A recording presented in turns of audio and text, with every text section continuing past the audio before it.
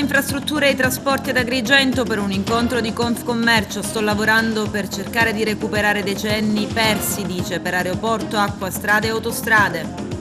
Filippo Romano è il nuovo prefetto di Agrigento, 57 anni, originario di Udine, al primo incarico dopo aver ricoperto prestigiosi ruoli come quello di commissario straordinario di Messina e viceprefetto di Siracusa.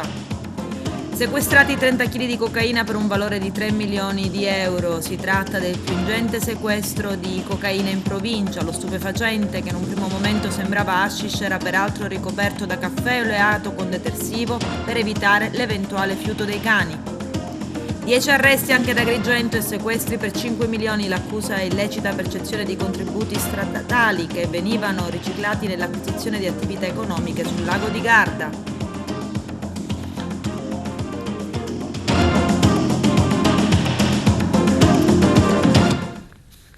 Bentrovati gentili telespettatori al nostro appuntamento con l'informazione. Il Ministro per le Infrastrutture e i Trasporti, nonché Vice Premier Matteo Salvini ad Agrigento per un incontro di Confcommercio. Sto lavorando per cercare di recuperare i decenni passati, dice, per aeroporto, acqua, strade e autostrade. Arturo Cantella. Visita ieri del Ministro per le Infrastrutture Matteo Salvini ad Agrigento al Palacongressi per partecipare a una tavola rotonda indetta dalla locale Confcommercio di Agrigento dal tema infrastrutture per il commercio, il turismo, le persone, anche alla luce della nomina della nostra città capitale della cultura 2025. A porre le tematiche sul futuro sviluppo in provincia e il tema delle infrastrutture sono stati Giuseppe Caruana, presidente della Confcommercio, Maria Giovanna Mangione della Rete delle Professioni Tecniche, Franco Vitellaro con il suo libro bianco sulle infrastrutture incompiute in Sicilia, Nene Mangiacavallo del Consorzio Universitario, il commissario straordinario del governo Filippo Palazzo, il vice sindaco Trupia in rappresentanza del sindaco che era a Roma per motivi istituzionali, diverse autorità locali, sindaci, componenti di partito e simpatizzanti della Lega che hanno voluto ascoltare su quello che saranno i progetti di sviluppo del Ministro Salvini sulla nostra isola, a cominciare dal Ponte dello Stretto, alla viabilità ferroviaria, alta velocità. Tante le richieste pervenute al Ministro, in particolare quella di un'efficiente rete stradale, a cominciare dalla sistemazione dell'Agrigento-Palermo, da anni divenuta un calvario per chi la percorre, il completamento dell'anello autostradale che va da Castelvetrano a Agrigento a Gela per allacciarsi alla Ragusa-Catania. All'evento era anche presente il parlamentare europeo di Licata, onorevole Annalisa Tardino. Ebbene, come sapete in Sicilia noi abbiamo una miriade di opere, piccole e grandi opere, che sono rimaste incompiute. Allora al Ministro sottoporremo questo studio per far sì che assieme al Ponte di Messina, che ritengo che sia una valida iniziativa, sia fatta pure un'operazione di completamento di tutte le opere incompiute. Per il nostro territorio in particolare cosa propone? Il nostro territorio è vasto, la provincia di Agrigento ha una situazione orografica particolare e quindi abbiamo bisogno innanzitutto di una forte manutenzione delle strade, perché la prima cosa che avverte il cittadino è la sicurezza, quindi dobbiamo mettere in sicurezza quello che abbiamo. Poi se dobbiamo fare delle opere nuove, ben vengano. Ma noi attendiamo insomma, che ci siano degli impegni che possono essere presi anche in questa occasione, perché è chiaro che non ci può essere sviluppo di impresa se non ci sono le infrastrutture che consentono agli imprenditori di sviluppare le proprie imprese come avviene in tutto il resto dell'Italia. Noi siamo isolati nell'isola, una provincia e un territorio che non ha ancora l'anello diciamo, autostradale, che non ha della rete ferroviaria degna di questo nome, che non ha porti e aeroporti per le merci e per le persone. Io penso che diciamo, subisca un torto anche da un punto di vista imprenditoriale. Per troppo tempo questo è avvenuto ed oggi, anche alla luce di uno straordinario e importante riconoscimento che Agrigento ha avuto, di questo dobbiamo dire grazie a chi ha saputo diciamo, raggiungere questo obiettivo, amministrazione comunale di Agrigento in primis e consorzio universitario dall'altra parte, attraverso anche questo grande riconoscimento dobbiamo spingere tutti assieme e concorrere affinché possiamo quantomeno eliminare questo gap, mitigarlo e trovare alcuni alcune risposte nelle istituzioni governative che oggi sono presenti qui ad Agrigento, ed è un segnale per il territorio, e sono presenti in Casa Confcommercio, e noi di questo ne siamo orgogliosi. Risposte che si traducono in aeroporto, autostrade? Guardi, c'è una dichiarazione del Ministro che noi sposiamo in pieno riguardante il ponte sullo Stretto. Il ponte sullo Stretto da solo non può completamente eliminare i problemi della Sicilia, né tantomeno forse della Calabria, rispetto al suo gap infrastrutturale. Con questo ci vogliono una serie di interventi che colleghino la rete, diciamo, della nostra terra tutta, dagli aeroporti, dal porto e dalla rete autostradale. Sono impegni che tra l'altro stanno per essere anche messi, diciamo, nero su bianco con alcune azioni che oggi speriamo di avere conferma. È un'occasione importante per tutta la rete delle professioni tecniche. Noi abbiamo già discusso e sollevato in più tavoli, anche in un incontro che abbiamo tenuto il 30 ottobre del 2021 per discutere del nostro territorio. È impensabile che la città degli dei, che Agrigento, sia manchevole di strutture, di infrastrutture necessarie a quella che è l'economia, il settore primario, turistico, terziario. Ci rendiamo conto che manchiamo di tutto, manchiamo di una corretta rete autostradale, manchiamo di una strada ferrata degna, manchiamo di una struttura necessaria come volano della nostra economia, che è quello di un aeroporto nella provincia di Agrigento, un aeroporto che sia raggiungibile a meno di un'ora, che ci consenta di far sì di rendere veramente visitabile, di interesse anche di investimenti per aziende e strutture. Noi abbiamo dimostrato una profonda resilienza, abbiamo bisogno di fondi che ci diano la possibilità di ripartire, che ci facciano crescere un'economia che sia degna di un Agrigento capitale della cultura 2025.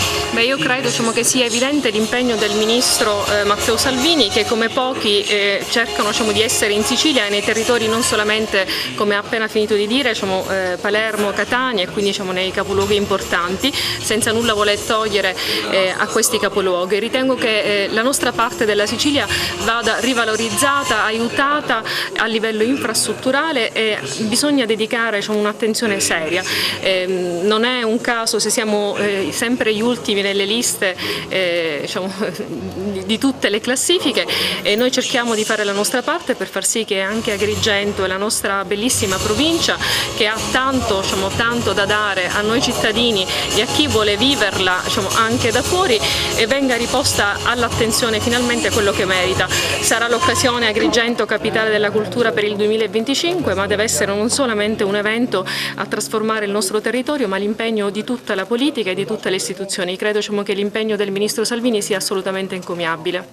Noi abbiamo presentato delle liste, lo dico da segretario regionale della Lega Salvini Premier, competitive in tutte le province. Abbiamo cercato di non fare passi più lunghi della gamba, abbiamo fatto tanti passi indietro, ad iniziare da Catania, dove la nostra candidata Valeria Sudano, nel rispetto della coalizione e delle scelte, ha ceduto volentieri il passo a Enrico Trantino. Oggi l'abbiamo incontrato, c'è un ottimo clima, riteniamo che Enrico diventerà il prossimo sindaco di Catania, e che la lista Prima l'Italia, Lega Salvini Premier, farà un ottimo risultato. La stessa cosa nelle altre province in cui abbiamo presentato le nostre liste, non per ultimo Licata, la mia città di origine, come sapete, dove ci sarà la lista Lega Salvini Premier, con il nostro simbolo, di cui vado molto orgogliosa e fiera. Credo che sarà anche una delle liste che avrà tra il miglior risultato. Riteniamo che il candidato sindaco che stiamo supportando arriverà ad essere il sindaco di Licata, e speriamo che finalmente Licata possa uscire da questo oscurantismo amministrativo che l'ha connotata per troppo tempo. Noi da parte nostra, e stasera Matteo Salvini, il suo impegno, la sua presenza e quello che dichiarerà dimostreranno ancora una volta che la Lega c'è, che non è vero che è un partito del nord, ma è un partito nazionale, è un partito che vuole mettere al centro dell'attenzione tutta l'Italia, tutta la Sicilia e anche la nostra piccola provincia. Il suo impegno in Europa è costante, quotidiano e continuo, da quello che almeno vediamo giornalmente come lei comunica sempre. Guardi, io la ringrazio per questo apprezzamento, sto cercando nel mio piccolo di fare quello che possiamo. Chiaramente siamo una delegazione in opposizione, ma non per questo non siamo riusciti attraverso un'opposizione costruttiva a portare dei piccoli risultati. Mi piace ricordare che sono stata l'unica a presentare un'interrogazione alla commissaria dei trasporti Valian per chiedere se il ponte poteva essere realizzato con i fondi tradizionali. Siamo riusciti a far passare un emendamento in Commissione Trasporti con cui allunghiamo la rete TEN-T, aspettiamo la definizione poi nelle altre istituzioni, quindi gli altri passaggi legislativi. Fino all'altro giorno abbiamo combattuto alacremente contro l'action plan che vuole eliminare la pesca a strascico a livello europeo. Noi abbiamo detto no e diremo no in tutte le sedi. Credo che la nostra delegazione, al di là di quello che possono dire chi artatamente cerca di denigrare il nostro lavoro, è una delle poche che in questi anni di mandato elettorale ha lavorato seriamente per il Paese Italia e per le regioni che rappresentiamo. Sto lavorando per recuperare decenni persi in Sicilia e in tutta Italia, sulle strutture, le infrastrutture, strade, autostrade, porti, ponti, ferrovie. Abbiamo già cantieri aperti o in apertura per quasi 30 miliardi di euro in Sicilia fra strade, autostrade e ferrovie per collegare tutte le città di questa splendida terra. Il ponte è una parte del progetto, stiamo lavorando per ferrovie più veloci, per strade più moderne e sicure, perché sono venuto da Catania in macchina e la Catania-Agrigento non è un'autostrada o una superstrada, è una cosa. Ecco, quindi investire i denari per portare non solo i turisti, ovviamente Agrigento è una perla mondiale, non italiana, però anche per i cittadini, per i lavoratori, per gli studenti, per i pendolari, per gli agricoltori, quindi lavorare sui porti, sugli aeroporti, su strade e ferrovie, ripeto, 28 miliardi sono in Sicilia, e poi il ponte ovviamente è il coronamento di tanti anni di sogni per milioni di siciliani che pagano ogni anno miliardi di euro per il mancato collegamento con la terraferma. Quindi diciamo che in 6 mesi i miracoli non se ne fanno, ma mi sembra di aver dimostrato che volere è potere. Adesso Agrigento è capitale italiana della cultura 2025, quindi serve più che mai il rilancio del terziario. Sì, abbiamo tempo, non troppo, ma abbiamo tempo per recuperare qualche decennio perduto. Qua c'è il tema dell'aeroporto, della superstrada, della ferrovia, e poi c'è il tema dell'acqua che mi riguarda direttamente in tante zone della Sicilia che ancora non hanno acqua sufficiente per irrigare, per dissetare, per far lavorare, quindi anche su questo sto lavorando con un matto al Ministero per recuperare il tempo perduto sulle dighe, sulle connessioni, sugli acquedotti e sulle fognature che ancora in tante parti di Sicilia non ci sono. Per quanto riguarda invece la Palermo-Agrigento, i lavori? Sto accelerando, sto a livello di stalker telefonando. Stamattina ero col governatore Schifani e con l'amministratore delegato di ANAS e stiamo facendo il quadro su tutto Palermo, Agrigento, Catania, Messina, Enna, Caltanissetta, e quindi sono convinto che quando partiranno i lavori per il ponte, e l'obiettivo che mi sono dato è l'estate prossima, ci sarà un quadro completo di tutta la modernizzazione della rete stradale e ferroviaria siciliana. Mi domando, nei decenni passati, chi rappresentava la Sicilia perché si è dimenticato in parte di questa terra, però mi interessa poco guardare al passato, guardo al futuro. Per quanto riguarda le elezioni amministrative, oggi è anche a Licata. Sì, ero a Catania e le liste della Lega e di Prima Italia hanno l'obiettivo di superare il 10% ovunque si presentino, e quindi tornerò venerdì a Catania, ma soprattutto tornerò nelle prossime settimane, perché il cronoprogramma di tutti i lavori che stiamo progettando e finanziando in tutte le province siciliane ci tengo che venga rispettato nei tempi e nei costi. Ministro, si chiede il completamento dell'anello autostradale. Agrigento è l'unica che non ha autostrada, da Castelvetrano a Licata, Gela, Ragusa. A che tempi si prevedono? Non so, ci sarà qualcosa in pentola? Noi stiamo lavorando sia con ANAS che con RFI per la rete stradale e la rete ferroviaria. Quello che ho già progettato e finanziato posso assicurare la partenza dei tempi. Io domani in questi minuti sarò in Senato perché il Senato approverà entro questa settimana definitivamente il ponte, il progetto, e poi si parte. Sulla rete autostradale che manca ci stanno lavorando i tecnici, quindi conto che il mio prossimo ritorno ad Agrigento avrò tempi più definiti, però sicuramente non possono esserci in Sicilia solo Palermo e Catania, fondamentali, città assolutamente importanti, rilevanti, però la Sicilia non è solo Palermo e Catania, sono anche tutte le altre province che meritano di essere raggiunte. Dal mio punto di vista ovviamente l'obiettivo è di spendere bene, soprattutto in infrastrutture, anzi l'ho detto anche al Ministro Fitto nelle settimane passate, se qualche altro Ministro per caso non riuscisse a spendere tutto quello che è previsto, noi come infrastrutture possiamo spendere qualche miliardo in più. Penso alle dighe, penso alla rete idrica, penso alle ferrovie, quindi noi abbiamo il problema opposto, se mi danno più soldi riesco a spendere più soldi. Invece sul progetto del rigassificatore di Porto Empedocle, che sembra essere ormai caduto nell'oblio, a che punto è? Però non fatemi fare il ministro di altri al posto di altri. Io sono a favore di ogni tipo di energia, compresa quella nucleare, però questo è un dossier che riguarda altri ministri, quindi non voglio rubare il lavoro ad altri. Ministro, domani Consiglio dei Ministri per l'Emilia Romagna, qual è la situazione?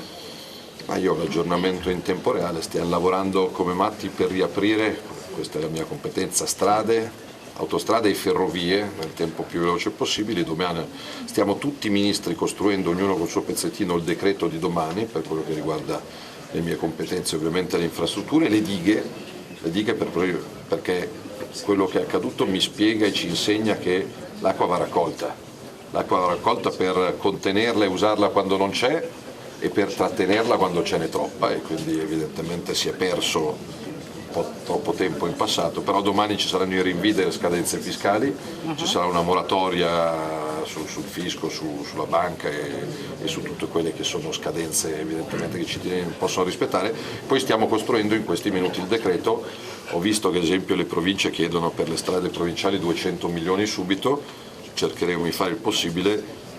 Reintrodurre le province elette direttamente dai cittadini con personale, denari, competenze è assolutamente fondamentale, e da questo punto di vista mi sembra che la Sicilia sia più avanti di altri. Allora, intanto sì, effettivamente il sindaco è a Roma anche perché si sta portando avanti un percorso di rivalutazione per quanto riguarda le città che hanno partecipato alla capitale della cultura, e quindi è un tassello in più che ci porta ad Agrigento 2025. Oggi grazie alla Confcommercio apriamo questa nuova riflessione su quelle che sono le infrastrutture della nostra provincia, che versano in una situazione abbastanza disastrosa. Noi quello che speriamo è che l'intervento del governo possa effettivamente portare a qualche miglioramento. Chiediamo a gran voce anche la possibilità di avere un aeroporto, che è quello che ci consentirebbe di annullare le distanze fra noi e le altre regioni, perché abbiamo tantissime eccellenze nella nostra provincia, nella nostra regione, ma scontiamo questo grosso handicap che è la viabilità. Oggi si parla tanto di infrastruttura turistica, che è un insieme di elementi interconnessi fra di loro, trasporti, rete viaria, strutture alberghiere, divertimento, rete dei negozi e così via, mentre per molte cose siamo particolarmente attrezzati e quindi non abbiamo alcuna preoccupazione. Devo dire che per quanto riguarda l'assetto stradale e quello infrastrutturale in senso stretto, aeroporti, porti, ferrovia, non siamo poi messi tanto bene. Ricorro a questo eufemismo nella speranza che oggi il Ministro e Vicepresidente del Consiglio possa darci qualche utile, concreta indicazione su quello che è lo sviluppo della rete infrastrutturale agrigentina, perché trasporto e turismo, infrastruttura ed economia sono degli elementi strettamente collegati fra loro, sono due facce delle stesse medaglie, quindi se noi incrementiamo la rete infrastrutturale, se noi incrementiamo i trasporti, migliora il turismo, se aumenta la possibilità di interconnessione, si dà maggiore possibilità agli imprenditori di investire e di conseguenza un miglioramento dell'economia dell'intera provincia. Filippo Romano è il nuovo prefetto di Agrigento, stamani la cerimonia di insediamento. Vediamo. Agrigento già ha fatto tanto, ha fatto dei passi avanti importanti nel recente passato, è molto trasformata rispetto a come era una volta, come anche tante altre province siciliane. Certo, ci sono degli esempi da seguire, la provincia di Ragusa, alcune realtà turistiche siciliane come Siracusa o Taormina che stanno conoscendo un exploit. ma tutto ci fa dire che probabilmente anche grazie ad Agrigento 2025 arriveranno anche qua quei risultati, e già sono arrivati risultati molto importanti. Lampedusa va aiutata e supportata soprattutto. Assolutamente sì, Lampedusa è un comune piccolo, con le strutture di un comune piccolo, col bilancio di un comune piccolo, che si trova a fronteggiare dei problemi di portata non nazionale ma internazionale, e quindi va aiutata. In questo senso io sono a disposizione del comune, e l'input che mi arriva dal governo proprio in questa occasione della mia nomina è quello di facilitare al più possibile e velocizzare al più possibile il transito da Lampedusa, in modo da lasciare il minor peso immaginabile all'isola. Gestione idrica e quella dei rifiuti, due temi molto importanti anche nella nostra città e nella nostra provincia. Sono due temi di competenza ovviamente degli enti locali e della Regione. Io, in quanto rappresentante del governo e quindi dell'unità nazionale, farò di tutto per creare unità fra le diverse amministrazioni che se ne debbono occupare.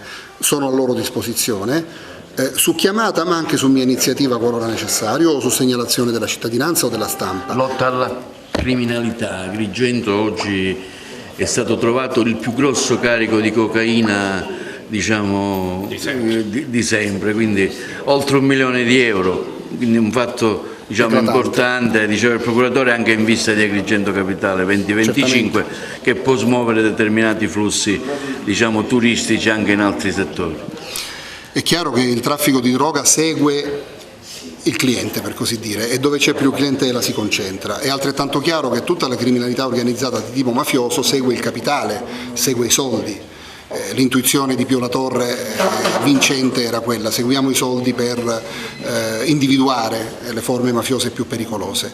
È altrettanto chiaro, però ci tengo a dirlo, che oggi la mafia non ha più confini regionali, è un tema presente in tutta Italia. Non è un caso che chi mi ha preceduto, il prefetto Cocciufa, è stata mandata a Reggio Emilia, dove la sua esperienza in tema di antimafia sarà preziosa.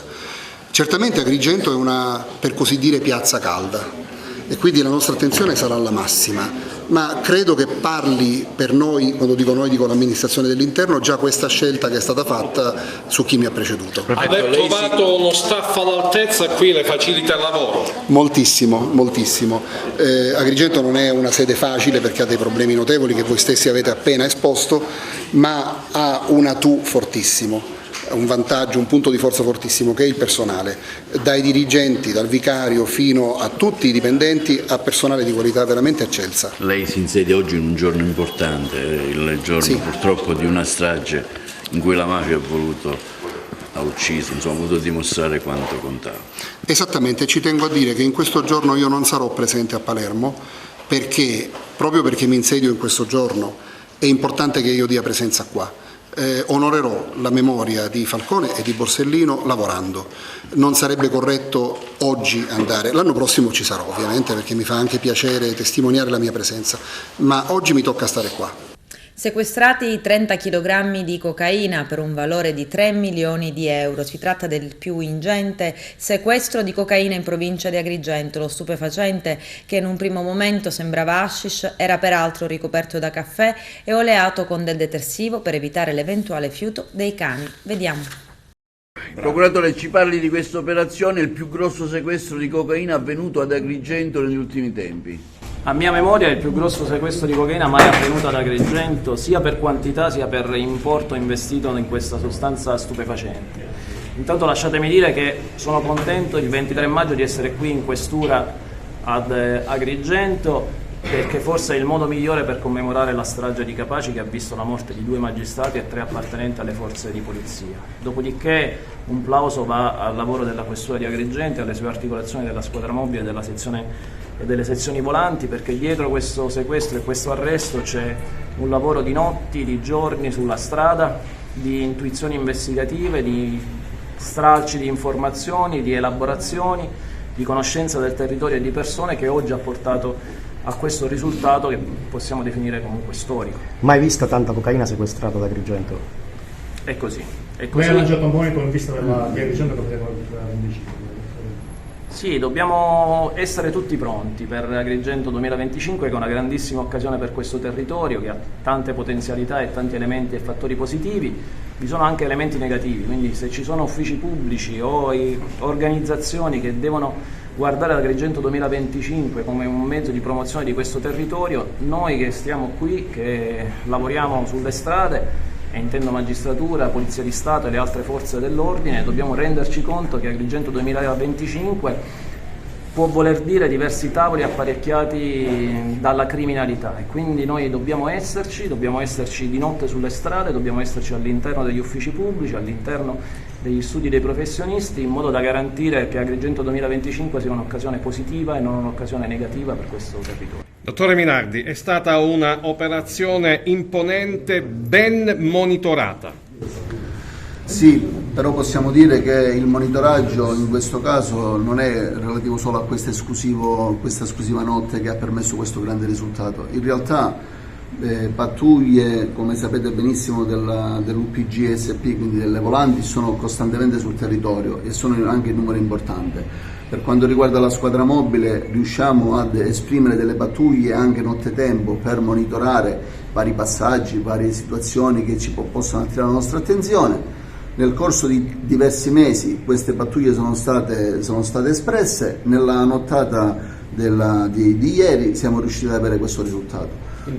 Intuito investigativo dei miei ragazzi, il coordinamento con l'ufficio volanti, il controllo fatto su strada nei pressi del centro urbano di Agrigento, e quindi questo risultato.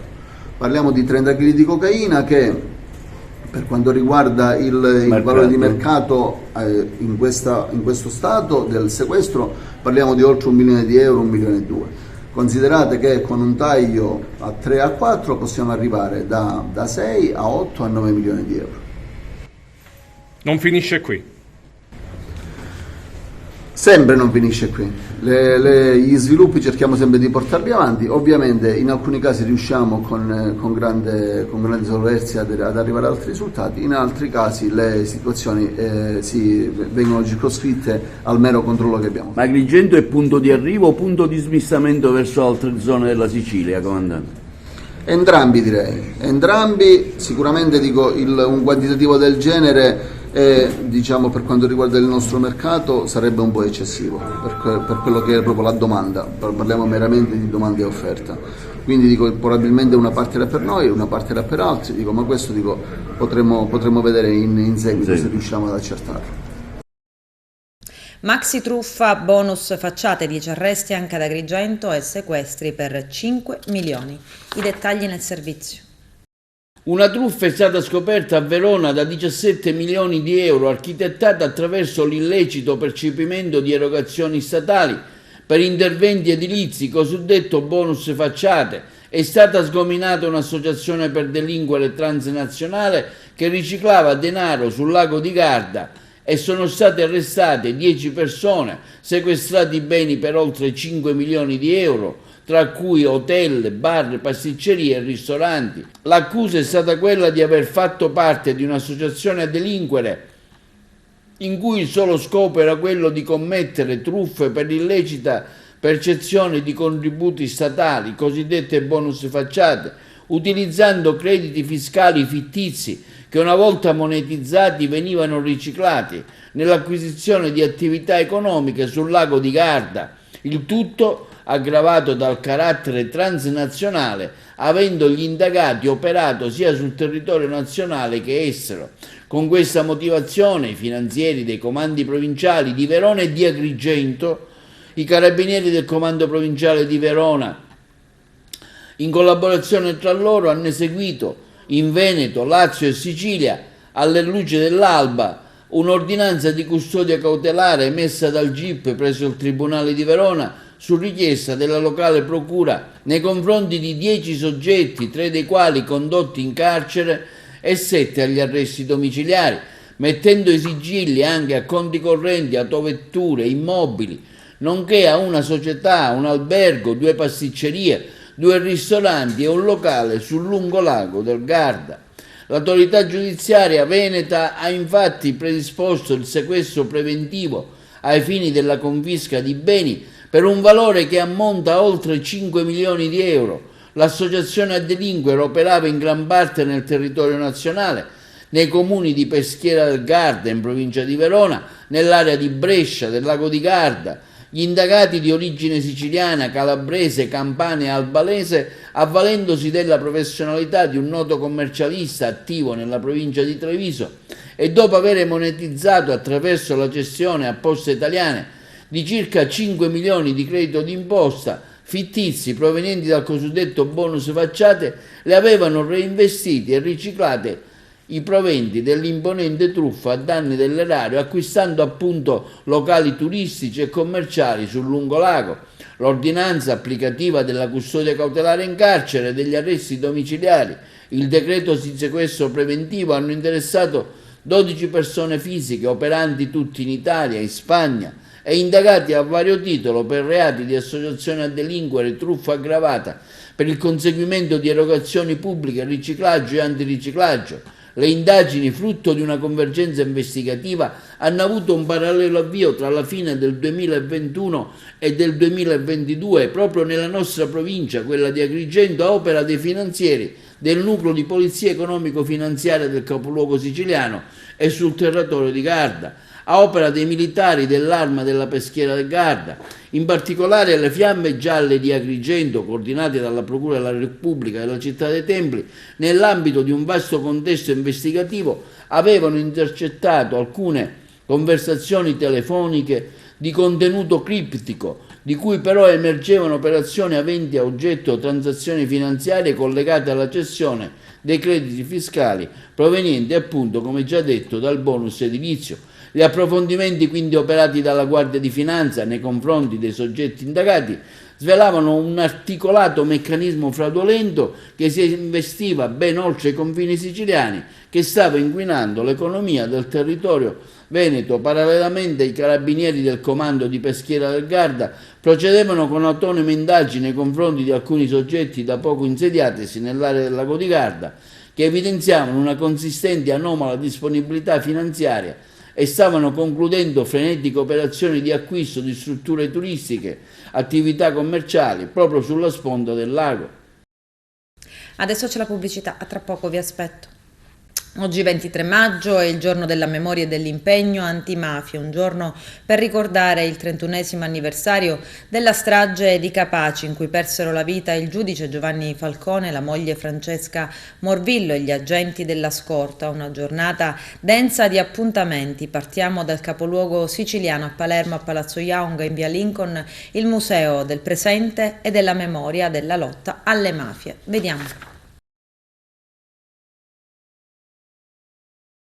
Quest'anno, quindi come Ministro dell'Interno, in questa celebrazione di questa ricorrenza importantissima, e mi piace quindi non solo per l'onore di partecipare da Ministro dell'Interno, ma in un anno importante anche di grandi risultati conseguiti nella lotta alla mafia. Non mi riferisco solo a quelli di qualche mese fa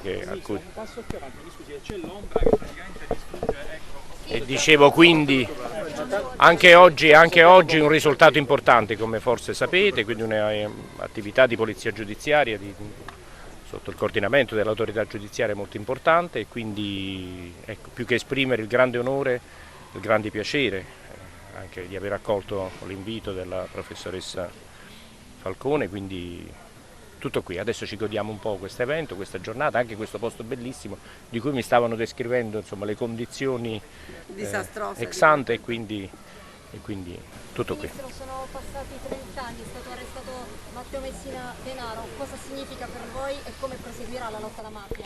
Beh, significa che l'arresto di Matteo Messina Denaro, l'abbiamo detto in tutte le circostanze, significa la chiusura di una pagina, ma una pagina che si gira e quindi ne comincia un'altra storia, quindi è stata la chiusura di una pagina della nostra storia molto importante dal punto di vista negativo, quindi la mafia stragista, l'abbiamo detto, quindi una fase storica in cui la mafia uccideva, colpiva i valori fondamentali della società civile, faceva delle vittime importanti, questi servitori dello Stato che hanno lanciato il loro messaggio alle generazioni future. Adesso la battaglia prosegue perché anche la mafia si è evoluta, ha cambiato il suo modo di agire, e quindi l'importanza del ruolo dello Stato e delle istituzioni dello Stato e della Repubblica sono quelle di adattarsi anche a questo mutare della mafia e non retrocedere. Come disse Falcone, la mafia è un fenomeno umano e quindi come tale è destinato a finire, però fino a che ci sarà l'ultimo granello di presenza, lo Stato ci metterà l'ultima goccia di sudore per combattere.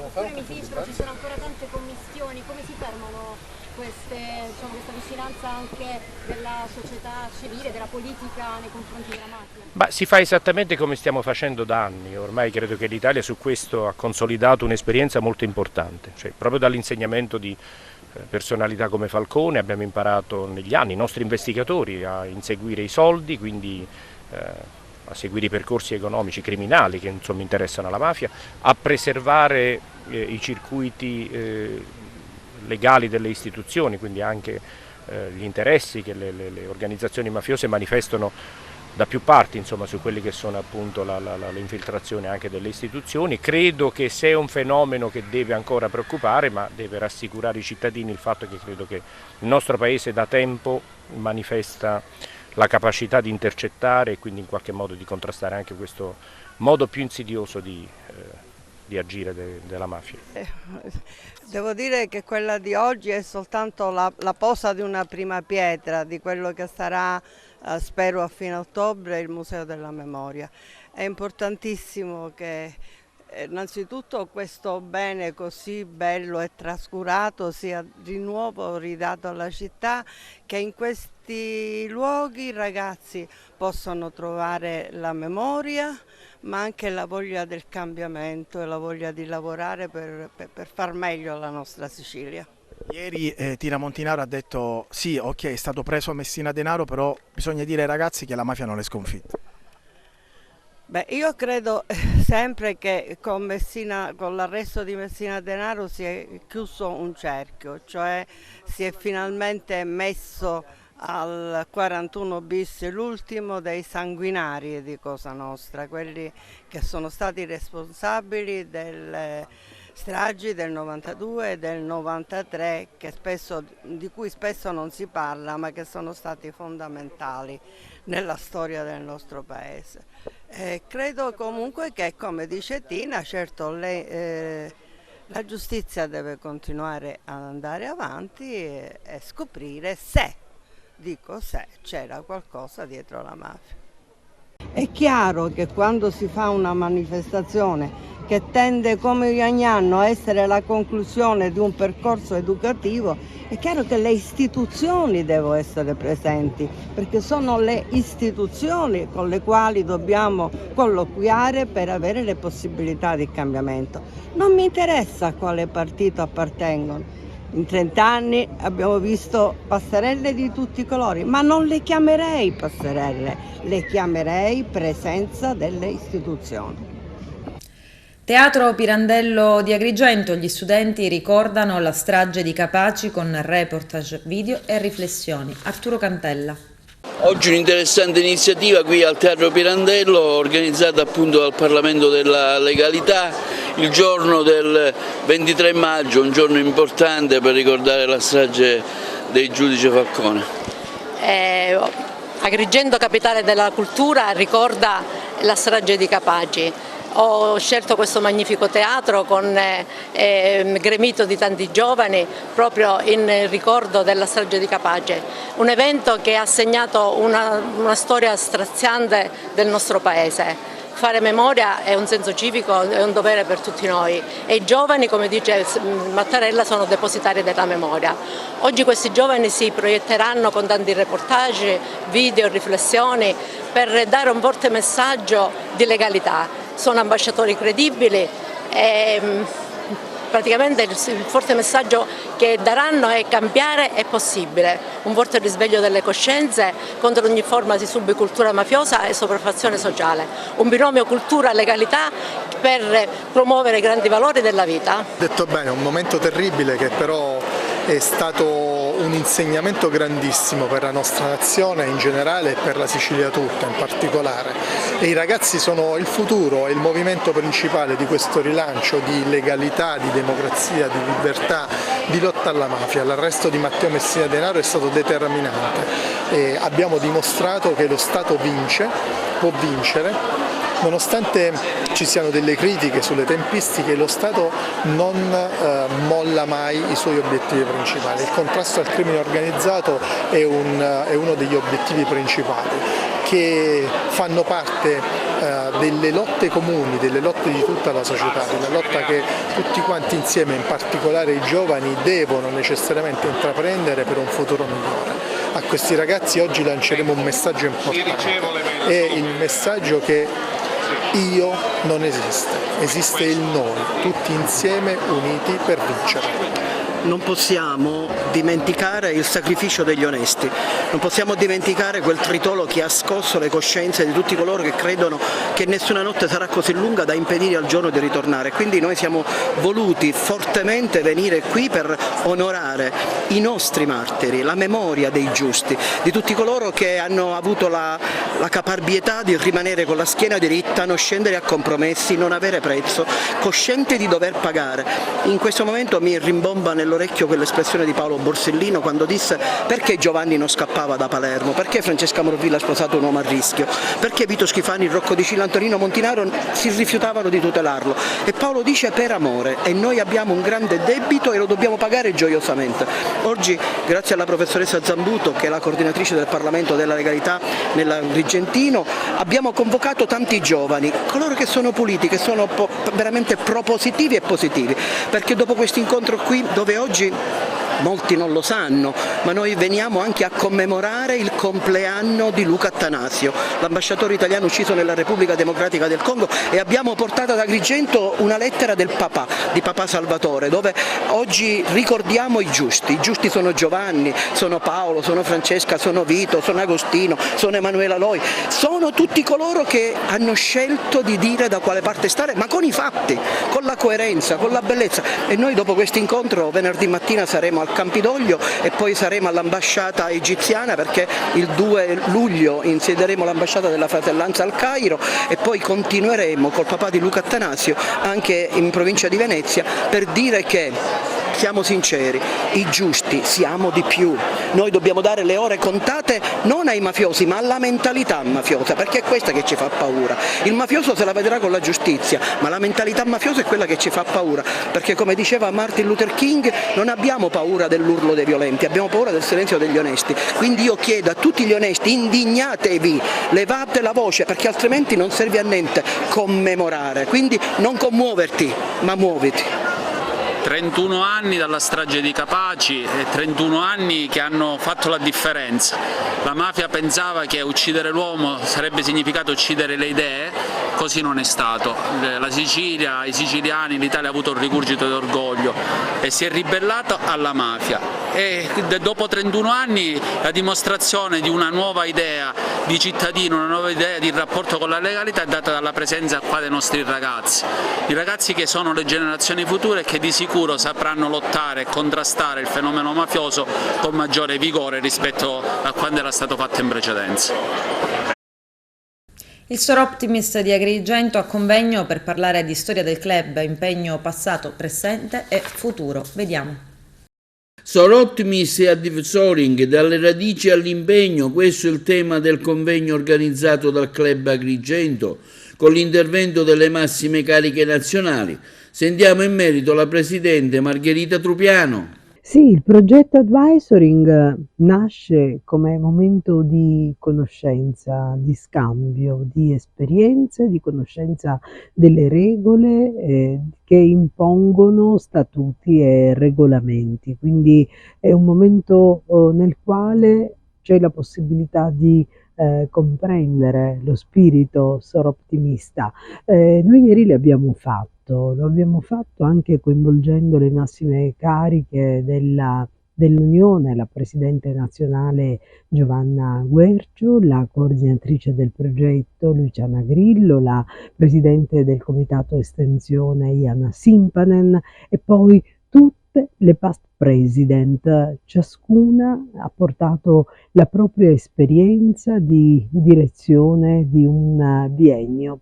Bienni che hanno disegnato la storia del nostro club, una storia che nasce nel 1997, che abbiamo ripercorso fino ai giorni nostri, dimostrando come questo club composto da donne sia stato capace nel tempo di modificarsi e plasmarsi in relazione a quelle che sono le necessità di una società che cambia nel tempo e di un territorio che ha diverse differenti esigenze. Ieri tutto questo lo abbiamo raccontato alle socie, lo abbiamo raccontato alle nuove socie, perché solo in questo modo è possibile comprendere lo spirito del club, è possibile comprendere cosa significhi essere soroptimiste e cosa ancora, quali sono i valori che ci tengono unite e che hanno alla base quello fondamentale dell'amicizia. Non a caso Soroptimist significa proprio sorelle ottime. Un numero elevato di meduse è stato ritrovato ieri dall'ambientalista Antonio Vanadia sul litorale empedoclino. Si sono spiaggiate delle specie urticanti, centinaia di meduse. Il litorale è stato completamente coperto, come si vede dalle immagini che ci ha fornito. Pelagia nottiluca, estremamente pericolosa e che generano una luce chimica di notte. Le tartarughe marine se ne cibano senza ricevere alcun danno. Con queste meduse, afferma Vanadia, è impossibile fare i bagni st'estate in quanto provocano gravi danni alla pelle e molto urticanti. Oggi sono sul litorale empedoclino, una giornata stupenda, estiva, gran caldo, finalmente condizioni di tempo estivo. Speriamo che duri.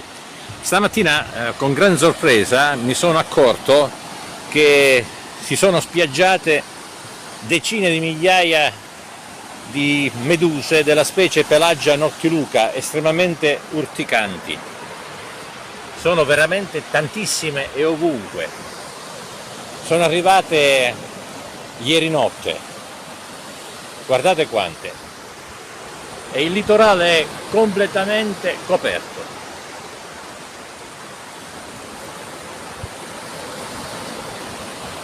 Pelagia nottiluca, chiamata così perché se toccate durante la notte generano una luminescenza d'origine biologica, una luce chimica.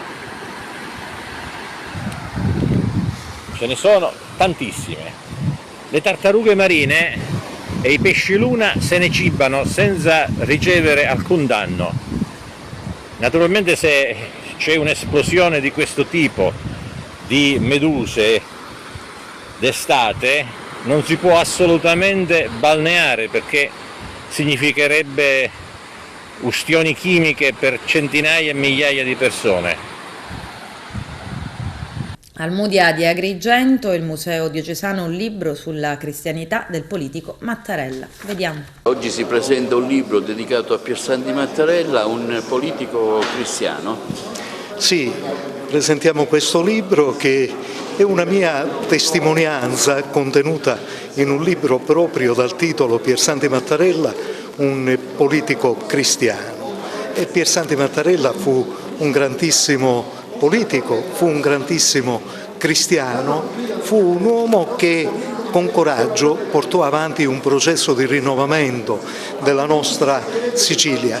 La sua corsa si è interrotta per mano assassina quel fatidico 6 gennaio del 1980, ma noi lo ricordiamo oggi in questo mese di maggio, a ridosso del 24 maggio che fu la data di nascita di Piersanti Mattarella, quindi una data di speranza. Quindi non vuole essere la presentazione di oggi una delle solite ricorrenze, una delle solite celebrazioni che si conclude con la posa di una corona di allora, ma si vuole fare di questa giornata una giornata di speranza, una giornata di gioia, una giornata in cui Mattarella, che spesso e volentieri si diceva nei negli opuscoletti che venivano presentati da Piersanti, Mattarella ha qualcosa da dirvi, oggi noi possiamo dire Mattarella ancora ha qualcosa da dirci. Con coraggio, con speranza, con gioia cerchiamo di fare di questa terra un luogo di bellezza, un luogo straordinario in cui ciascuno possa vivere nel bene, nella prosperità, nella gioia, nella sicurezza, nella libertà e nella democrazia. Qualche aneddoto che contiene il libro, qualcosa di particolare? Ma uno in particolare che mi riguarda personalmente e mi riporto alla memoria al congresso nazionale del 1976, del marzo del 1976, allorquando erano i segretari possibili erano Zaccagnini e Forlani. Zaccagnini, che per noi giovani di allora rappresentava la speranza, il futuro, il rinnovamento, Forlani che rappresentava la conservazione. Bene, vinse Zaccagnini e ad annunciarci la vittoria di Zaccagnini fu proprio Piersanti Mattarella, e lo ricordo con quel gesto di vittoria radioso, raggiante, felice, con la gioia nel cuore, che ci annunciava che Benigno Zaccagnini aveva vinto, aveva superato quella contesa, era diventato segretario nazionale, e quindi il rinnovamento della democrazia cristiana in quel lontano 76 cominciava a diventare realtà. Questo è un ricordo che porterò sempre nel cuore. È l'occasione per approfondire la conoscenza di Piersanti Mattarella grazie all'ultima pubblicazione dell'avvocato Giovanni Tesei. Una figura di un politico cristiano che comunque ha cercato anche di veicolare i valori del Vangelo nell'azione politica che ha vissuto nella nostra Sicilia, corroborato anche dall'esperienza sia familiare sia anche l'esperienza associativa nell'azione cattolica. Quindi poter approfondire questa figura ci permette nello stesso tempo di comprendere che l'azione per il bene comune e nello stesso tempo anche lo spendersi per il bene dell'altro può essere anche una buona occasione per veicolare nella società di oggi anche quelli che sono i valori del Vangelo. Sono qui, penso, perché sono una delle persone che ci riduciamo sempre più, il tempo passa, che ha conosciuto da vicino Piersanti Mattarella. Io mi ritengo un discepolo, l'ho scelto come mio formatore, l'ho scelto perché incontrandolo nel periodo dei miei studi universitari si è sviluppato quel rapporto che si sviluppa tra un giovane, anche lui era giovane, ma più grande di me di una decina d'anni, per cui è nato e scoppiato un feeling di affetto, per cui io mi sono messo alla sequela dei suoi insegnamenti e lui ha investito immeritatamente da parte mia molto su di me. Così è nato questo rapporto che purtroppo è stato troncato 43 anni fa. Oggi a me tocca, come faccio in nostra sede, dare una testimonianza di questo rapporto e parlare di lui, cosa che farò più tardi anche con un breve intervento. Ecco, ci anticipa qualcosa del suo intervento, qualcosa di particolare di Piersanti, del suo messaggio politico? Ecco, io spesso mi fanno delle domande per cui io eludo, quasi che può essere da me, come dire, una cosa inedita, un evento particolare, una cosa. Io invece dico una cosa, Piersanti Mattarella è una persona, è stata una persona, è una persona che può essere assunta ancora oggi come un punto di riferimento, come un modello, per la sua serietà, per la sua competenza, per il suo amore per la politica. È qui che siamo in un luogo, diciamo così, non propriamente religioso, ma il mondo cattolico, occorre poter dire, bisognerà dire, che per i cattolici è un esempio formidabile. La politica non è un luogo maledetto, la politica è una cosa bella, tutti dovremmo farla, cominciando perlomeno con una cosa fondamentale, esercitare il diritto-dovere del voto. Già questo è un primo atto che ci rende cittadini in qualche modo che facciamo il nostro dovere. Chi può fare di più, faccia di più. Con questo è tutto, termina qui l'edizione del telegiornale. Grazie per la gentile attenzione e per essere stati con noi. A presto.